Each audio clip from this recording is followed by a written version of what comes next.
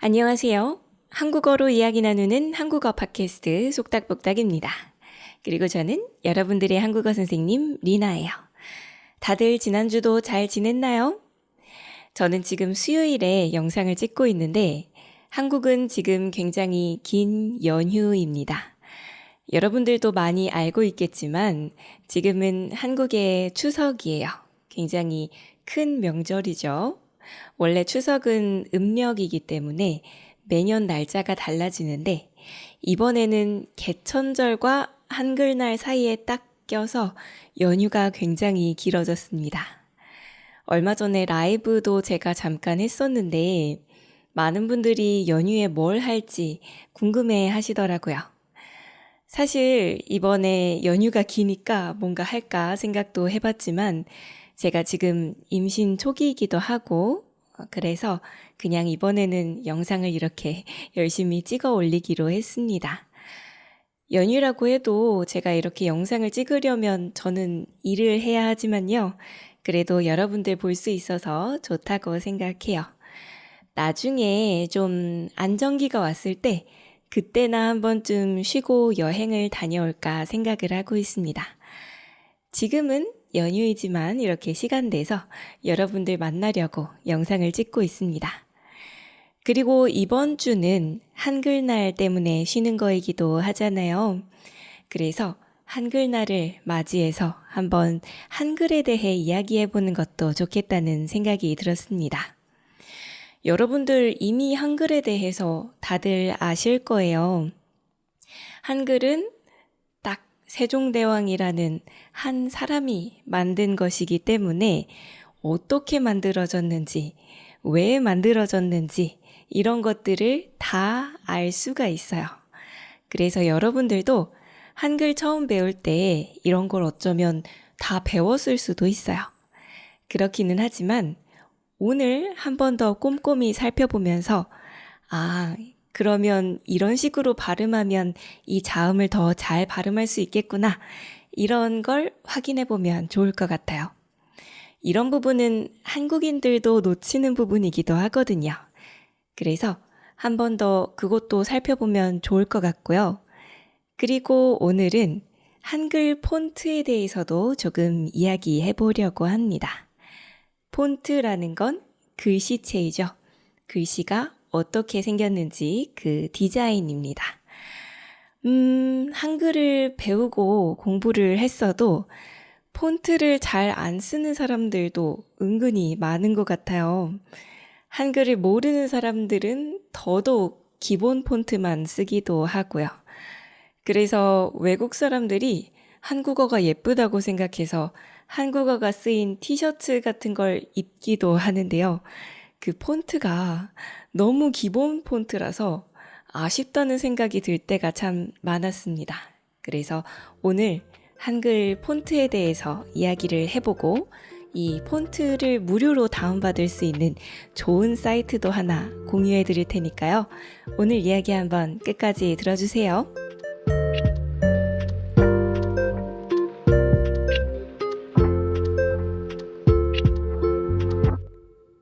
자, 그러면 한글이 어떻게 만들어져 있는지 한번 이야기해 볼까요? 다들 알고 있겠지만 한글은 자음과 모음으로 이루어져 있습니다. 자음은 입의 어딘가에 닿으면서 소리가 나는 거죠. 입술이나 아니면 이, 목구멍이나 혀 이런 곳에 닿으면서 소리가 특별하게 바뀝니다. 특별하게 발음이 돼요. 이런 그 구조를 가지고 있는 것을 자음이라고 합니다. 이렇게 어딘가에 닿아서 소리가 만들어지기 때문에 닷소리라고 부르기도 합니다. 그러니까 자음은 한자어이고 닷소리는 순한국어라고 생각하면 될 것 같아요. 이미 배운 내용이겠지만 우리 한번 짚고 넘어가 보면 여러분들의 발음이 더 좋아질 수 있으니까 하나씩 다시 살펴보자고요.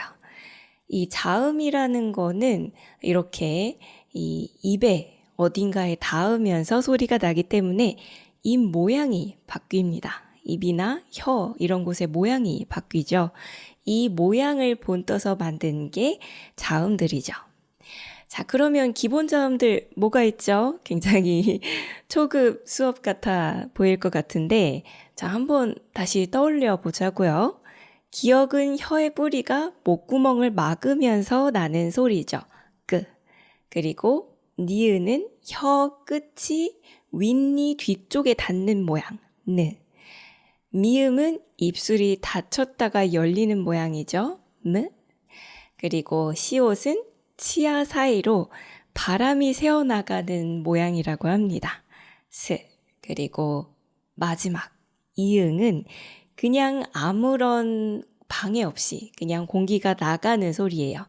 모음만 그냥 놔둘 수는 없기 때문에 거기에 빈 공간을 채워놓기 위해서 이응을 씁니다. 근데 어떤 사람들은 이 이응을 발음해야 된다고 생각을 해서 이렇게 발음하는 사람들이 있습니다. 에, 이, 오, 우 이런 식으로요. 이거는 한국 사람들도 많이 틀리는 실수하는 부분이에요. 근데 이 이응은 발음이 없는 거기 때문에 에, 이, 오, 우가 아니라 에, 이, 오, 우 이렇게 모음만 발음해줘야 합니다. 예를 들어서 안녕하세요가 아니라 안녕하세요라고 해야 되는 거예요. 사실 이응, 발음은 예전에는 있었다고 합니다. 그래서 사투리 쓰는 사람들 보면 안녕 대신에 안녕이라고 하거나 알파벳 이였나요? 이런 이를 이가 아니라 이라고 발음하기도 합니다. 이렇게 사투리에는 아직 이 발음이 남아있어요. 근데 표준 한국어를 사용할 때에는 이 이응이라고 발음하는 걸 조심해야 합니다. 이응이라고 발음해야 되죠. 자, 이런 부분 한번 체크해보면 좋지 않나요? 네, 이런 게 있고요. 그리고 여기에서 다양한 다른 자음들이 나오죠. 이렇게 뭔가에 뿌리를 두고 새로운 게 나올 때 이걸 파생된다 라고 말합니다. 이 기본 자음들에서 다른 자음들이 파생이 돼요. 기역, 니은, 미음, 시옷, 이응. 여기에서 약간 한숨을 쉬듯이 바람을 더하면 크, 트, 프, 츠, 흐가 됩니다. 이 자음들은 파생되어 나온 원래의 자음들이랑 비슷하게 생겼어요. 그죠? 근데 뭔가 하나 둘씩 추가가 됐습니다. 이렇게 추가가 될수록 뭔가가 더해지는 그런 느낌입니다. 여기에서는 바람이 더해졌죠. 그래서 이 바람을 좀 더 내보내는 느낌으로 발음을 하면 이런 발음들을 더 잘 할 수가 있습니다.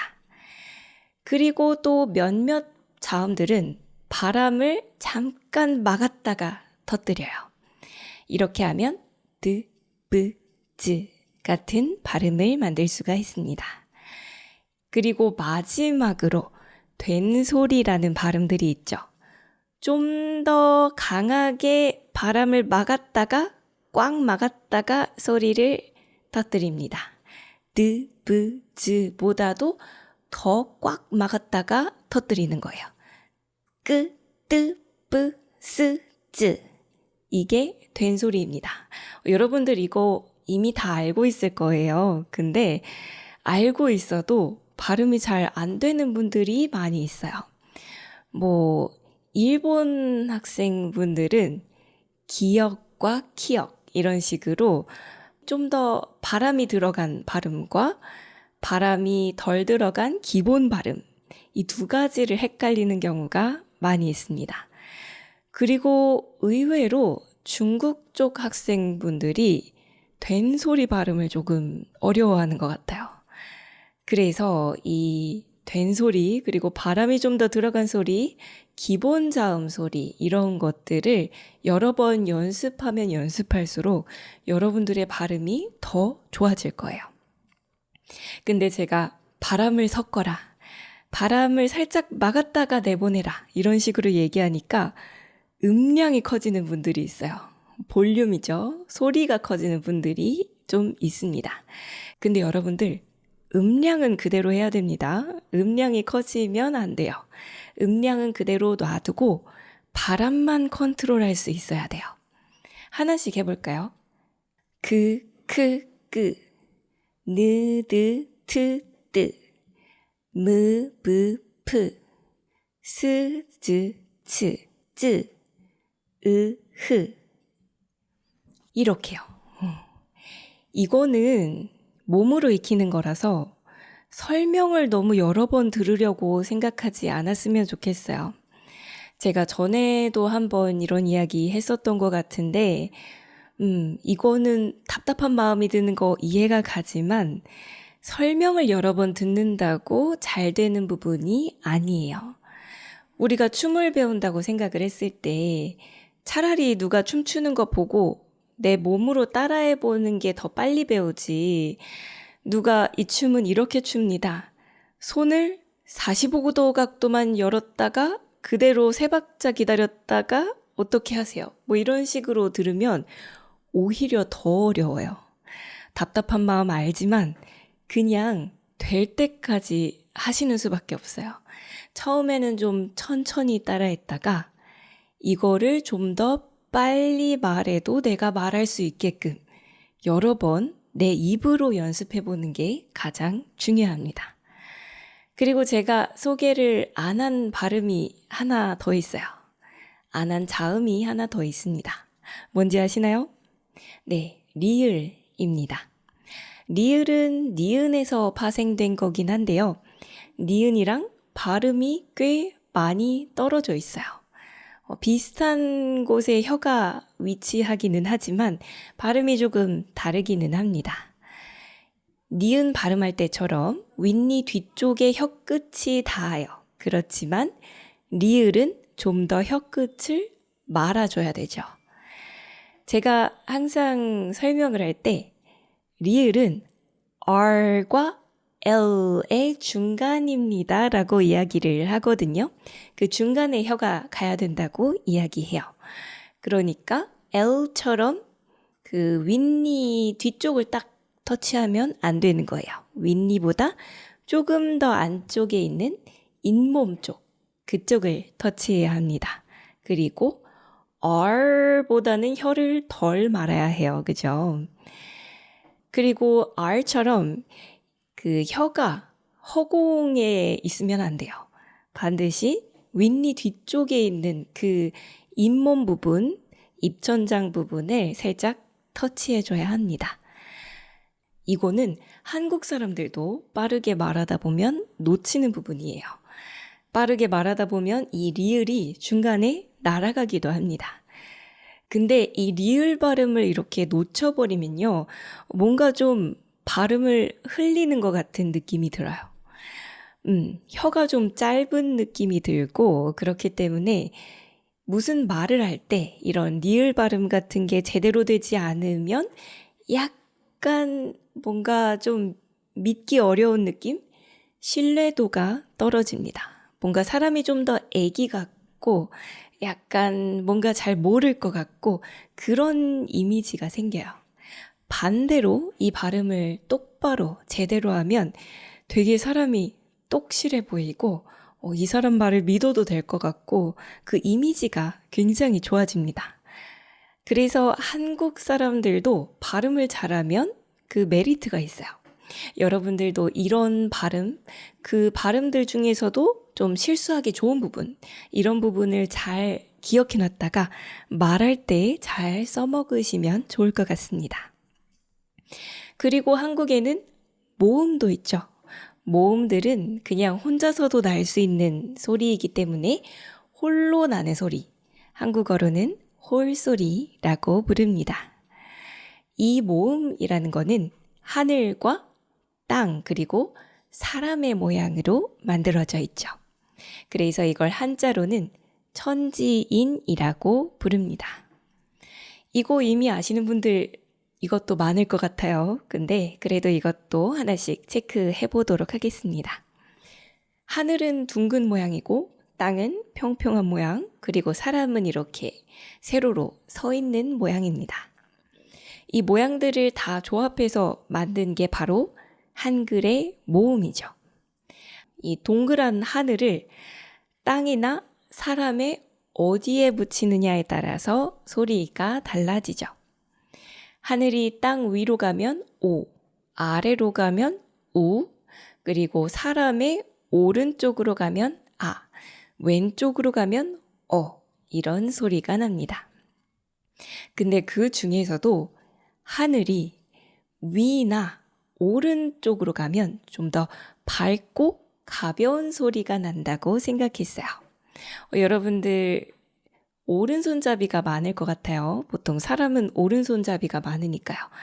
그래서 오른손을 들고 한번 생각을 해봅시다. 이 오른손이 오른쪽으로 가면 내 몸이 이렇게 더 넓어지는 느낌이지 않나요? 밝게, 그죠? 그래서 오른쪽으로 가면 좀 더 밝고 뭔가 명랑하고 그런 느낌이 든다고 생각했습니다. 위도 마찬가지예요. 뭔가 신나고 즐거운 일이 있을 때 예이 이렇게 할 때 손을 위로 뻗잖아요. 이런 부분을 생각해 보면 위, 오른쪽은 뭔가 밝고 경쾌하다, 가볍다 이렇게 생각을 해볼 수 있습니다. 반대로 이 오른손을 왼쪽으로 이렇게 하거나 아니면 아래로 내린다고 생각을 해볼게요. 그러면 뭔가 좀 더 움츠리는 느낌이 나고 뭔가 닫아버리는 느낌이 나고 뭔가 무겁게 가라앉는 느낌이 들지 않나요? 그래서 이렇게 어나 우라는 발음을 하면 한국 사람들은 뭔가 무겁다, 뭔가 어둡다 그런 느낌을 받습니다. 이런 느낌이 특히나 어떤 동작이나 소리를 나타내는 말들을 할 때 더 잘 느껴져요. 이런 말들을 의성어, 의태어라고 부르죠. 예를 들어서 별이 반짝 빛난다 라고 말하면 작은 별이 하늘에서 반짝반짝 빛나는 느낌이 들어요. 그런데 예를 들어서 번개가 번쩍 쳤다 라고 하면 번개가 굉장히 큰 소리를 내면서 엄청난 빛을 내면서 꽝 내리친 것 같은 그런 느낌이 들지 않나요? 그리고 보글보글이라는 말도 있죠. 보글보글 뭔가가 끓는다고 하면 물이 아주 작게 살짝 보글보글 끓는 느낌이 들어요. 그리고 부글부글 끓는다고 하면 불을 엄청 세게 틀어놔서 물이 굉장히 크게 엄청나게 요동치면서 끓는 것 같은 느낌이 들죠. 그래서 속에 막 열이 나고 화가 날 때 지금 속이 부글부글 끓는다 이렇게 얘기하지 속이 굉장히 보글보글 끓고 있어 이렇게 얘기하지는 않죠. 그래서 여러분들 이런 경험 했을지 모르겠지만 내가 모르는 의성어나 의태어를 들었더라도 이거 느낌이 왠지 약간 밝은 느낌인데? 뭔가 어두운 느낌인데? 이런 걸 느낄 수도 있어요. 그래서 한국 사람들은 원래 없는 의성어나 의태어를 만들어서 쓸 때도 있습니다. 그냥 비슷한 의성어나 의태어에다가 좀 더 밝은 느낌을 내고 싶을 때 아로 바꾼다든지 좀 더 어두운 느낌을 내고 싶을 때 오를 우로 바꾼다든지 이런 식으로 해서 그 느낌을 표현하려고 합니다. 그러면은 그게 없는 의성어나 의태어인데도 딱 듣고 나면 이런 느낌이구나 이런 걸 바로 느낄 수가 있어요. 그래서 예를 들자면 방금 화가 크게 났을 때 막 속이 부글부글 끓는다고 말한다고 했잖아요. 근데 부글부글까지는 아니고 약간 화가 난다고 말하고 싶을 때 부글부글은 아닌데 살짝 속이 보글보글 끓네 이런 식으로 말할 수도 있는 거예요. 이런 말이 실제로 있는 건 아니거든요. 실제로 내가 약간 화가 날 때는 보글보글 속이 끓는다는 말을 씁니다. 이런 건 없어요. 네, 부글부글 끓는다고 말을 해요. 근데 보글보글 끓는다고 내가 이야기하면 그 느낌을 잘 전달할 수가 있는 거예요. 이게 참 한글의 신기한 부분인 것 같아요. 재미있는 부분이기도 하고요. 어쨌든 그래서 한글이라는 거는 이런 식으로 한자처럼 어떤 모양을 나타낸 문자입니다. 근데 또 동시에 영어의 알파벳처럼 발음을 표현한 문자이기도 하죠. 그리고 알파벳처럼 발음을 쭉 쓰지만 또 그걸 모아서 쓰기 때문에 마치 한자처럼 더 작은 공간에 더 많은 글자들을 쓸 수가 있어요. 그래서 한국 사람들은 외국 영화나 드라마 같은 걸 볼 때 더빙으로 보면서 자막을 보는 걸 좋아합니다. 한자처럼 여러 개의 글자를 외워야 되는 것도 아니고 발음 그대로 볼 수 있으면서 그게 모아져 있기 때문에 그렇게 길게 읽지 않아도 괜찮고 심플하게 딱 한눈에 글자들이 들어오니까 한국 사람들은 자막을 보는 걸 선호합니다. 더 좋아해요. 아무래도 더빙보다 원래 목소리가 더 자연스럽잖아요. 그래서 원래 목소리를 들으면서 그 심플한 한글 자막을 사용하는 걸 굉장히 좋아합니다. 근데 어떻게 이렇게 한글에는 다른 문자들의 장점들만 쏙쏙 뽑아서 가져와져 있을까요? 이미 아시는 분들 많이 있겠지만 다른 문자들은 오랜 시간 동안 자연적으로 만들어졌지만 한글은 한 사람이 일부러 만든 글자이기 때문에 이게 가능한 거죠. 이게 누군지 다들 아시죠? 네, 세종대왕입니다. 세종대왕이 나라의 사람들을 사랑했기 때문에 백성들을 사랑했기 때문에 이렇게 문자를 만들었죠. 사람들이 문자를 몰라서 너무 힘들어하고 또 불편해하니까 안타까운 마음에서 문자를 만들었다고 합니다. 제가 이번에 에피소드 준비하면서 검색해 보니까 뿌리 깊은 나무라는 드라마가 이런 내용이라고 하더라고요. 세종대왕이 한글을 만드는 그런 내용이라고 합니다. 보통 세종대왕을 한국 사람들이 상상을 해보면요. 백성들을 너무나도 사랑하는 마음이 따뜻한 그런 왕의 이미지가 있습니다. 근데 이 드라마에서는 이 왕을 좀 더 다혈질로 표현을 했더라고요. 약간 조금 쉽게 화내는 사람, 이런 사람들을 다혈질이라고 말합니다. 세종대왕을 약간 다혈질인 사람으로 묘사를 했어요. 그렇게 드라마에서 만들었어요. 실제로 성격이 어땠는지 완전히 정확하게 알 수는 없겠죠. 어쨌든 그런 이미지로 만들었습니다. 그래서 이 드라마에서 보면 나라 사람들이 이렇게 힘들어하는데 왜 문자를 제대로 안 만들어? 막 이렇게 화를 내기도 하고 문자를 몰라서 어떤 힘든 일을 겪은 백성들을 보고 그 문자 몇 개 외우는 게 어려워? 이렇게 화를 내기도 해요. 그랬더니 그 백성이 그 일반 사람이 이런 이야기를 해요. 아침에 해 뜨기도 전에 일어나서 일하고 겨우겨우 일 끝내고 나서는 바로 자느라 바쁜데 대체 어떻게 시간을 내서 한자를 외우냐는 거죠. 그 말을 듣고 그 세종대왕이 딱 생각을 합니다. 이 사람들에게 한자를 외우라고 하는 건 너무 어려운 일이구나. 더 쉬운 문자가 필요하겠구나. 그래서 이 세종대왕이 만든 게 바로 한글이죠.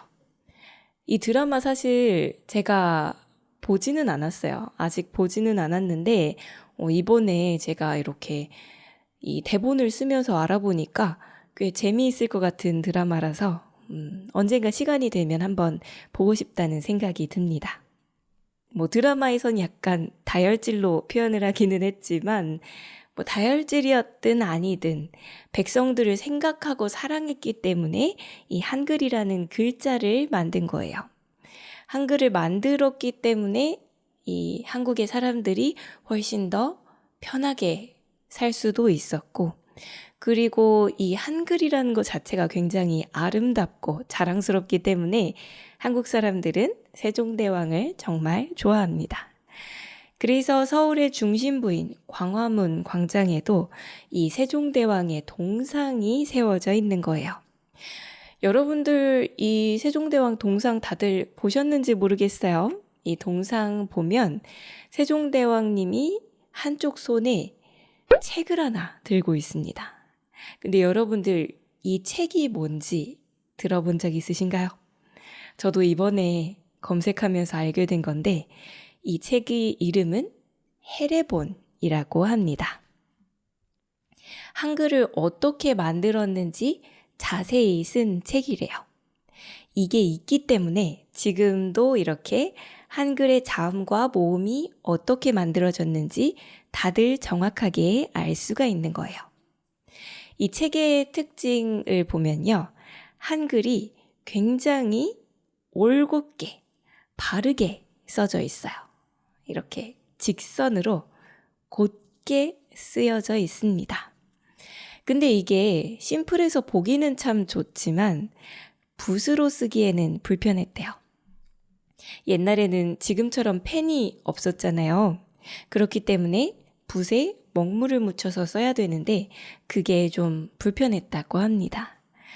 그래서 그 이후에 붓으로 쓰기 좀 더 쉽게 새로운 글씨체가 나와요. 한자처럼 글자의 첫 부분이 이렇게 꺾이기도 하고 약간 더 곡선이 들어갑니다. 이 글씨체로 언해본이라고 하는 새로운 책이 나와요. 해례본은 한글이 어떻게 만들어졌는지 과학적으로 설명한 책이고요. 나중에 나온 이 언해본은 사람들이 한글을 더 잘 공부할 수 있게끔 교과서처럼 나온 책이에요. 그러니까 한글의 폰트는 이때부터 이렇게 크게 두 가지가 있었던 겁니다. 해례본에 쓰인 곧고 반듯한 폰트가 지금은 고딕체, 도둠체라고 불리는 폰트가 되었고요. 언해본에 쓰인 부드럽고 붓으로 쓰기 좋은 이런 폰트가 지금은 명조체, 바탕체가 되었습니다. 고딕체는 영어의 고딕이라는 단어에서 나온 말이에요.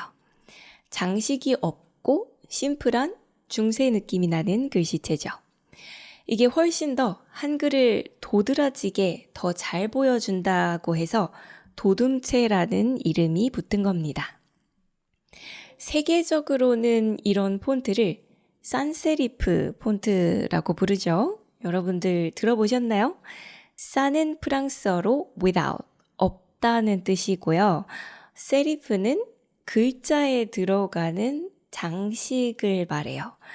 글자를 쓸 때 처음 시작되는 부분에 약간 돌기를 그리기도 하고 끝나는 부분을 얇게 처리하면서 꼬리처럼 만들기도 하죠. 이런 부분들을 세리프라고 합니다. 그리고 산세리프는 이런 것들이 없는 거예요. 그냥 그런 거 없이 심플하게 쓰면 산세리프 계열이라고 말합니다. 그리고 붓으로 부드럽게 쓴 글씨체는 방금 말했죠. 명조체라고 한다고. 그죠? 명조체의 명조는 명나라를 뜻해요. 명나라는 옛날 중국 이름이죠.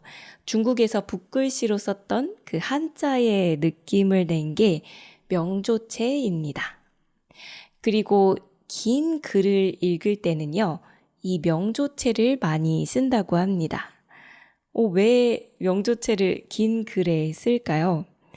여러분들은 고딕체나 도둠체가 더 심플하기 때문에 글을 읽을 때 보기 더 좋다고 생각할 수도 있어요. 근데 이 글씨체들은 너무 심플하기 때문에 글이 너무 길어지면 오히려 집중이 안 된대요. 뭔가 좀 지루해지고 글을 읽는 재미가 좀 떨어진다고 합니다. 그래서 이렇게 살짝 장식이 있는 명조체가 오히려 긴 글을 읽을 때는 보기 좋다고 해요. 그래서 이런 글씨체가 보통 많이 쓰인다, 바탕처럼 쓰인다, 그렇게 얘기해서 이런 글씨체를 바탕체라고 부르기도 합니다. 그리고 이거는 방금 말한 산세리프랑 반대되는 거죠. 반대로 장식이 오히려 있기 때문에 세리프체, 세리프 계열이라고 부릅니다. 그래서 이런 바탕체가 오히려 이런 긴 글을 읽을 때는 더 도움이 되기 때문에 바탕체가 보통 신문이나 소설책 같은 곳에 많이 쓰입니다. 보통 소설책 폰트 같은 거 보면요. 9 정도 되는 사이즈를 9 정도로 해서 바탕체로 많이 씁니다. 여러분들도 그러니까 좀 긴 글을 쓰게 될 때, 그럴 때는 바탕체를 한번 사용해 보세요. 그러면 한국 사람들은 긴 글을 읽을 때 이런 바탕체가 익숙하기 때문에 여러분들이 쓴 글이 좀 더 편안하게 다가올 수가 있어요. 요즘은 이런 도둠체, 바탕체 말고도 굉장히 예쁜 글씨체들이 많이 나와 있습니다. 그리고 이런 글씨체들이 무료도 정말 많아요. 특히 눈누라는 사이트에 들어가면요. 무료로 나눠주는 폰트들을 쉽게 다운로드 받을 수 있어요. 저도 자막에 쓸 폰트들을 다 다운받아서 쓰고 있습니다. 아무래도 조금이라도 신경 쓴 예쁜 폰트를 사용하면 좀 더 뭔가 퀄리티 있어 보이고 그리고 볼 때에도 재미가 있기 때문에 집중도 더 잘 되는 것 같습니다. 그래서 여러분들도 혹시라도 한글로 뭔가를 할 일이 생긴다면 이 눈누 같은 사이트를 꼭 잘 사용해서 좀 더 예쁘게 한글 문서들을 아니면 한글 디자인들을 해보면 좋을 것 같다는 생각이 들었습니다.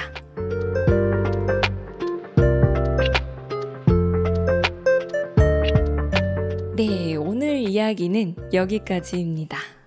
오늘은 한글의 자음과 모음들 다시 한번 체크해보면서 발음 연습도 함께 해봤어요. 여러분들도 같이 따라해봤죠? 그리고 폰트에 대해서도 함께 설명을 해봤습니다. 사실 제가 이 폰트 디자인을 잠깐 배운 적이 있어요. 그래서 좀 더 많은 이야기들을 하고 싶기도 했습니다. 근데 아무래도 시간이 부족하다 보니까 이 정도로 마무리를 했어요. 그래도 아직 할 이야기들이 많이 남아있으니까요. 다음에 또 기회가 되면 한글 폰트에 대해서도 좀 더 많이 이야기해보면 좋겠습니다. 네, 그러면 오늘 영상도 끝까지 봐주셔서 정말 고맙고요. 영상이 도움이 됐다면 좋아요랑 구독도 잊지 마세요. 혹시라도 여유가 되신다면 멤버십 가입으로도 저를 응원해주세요.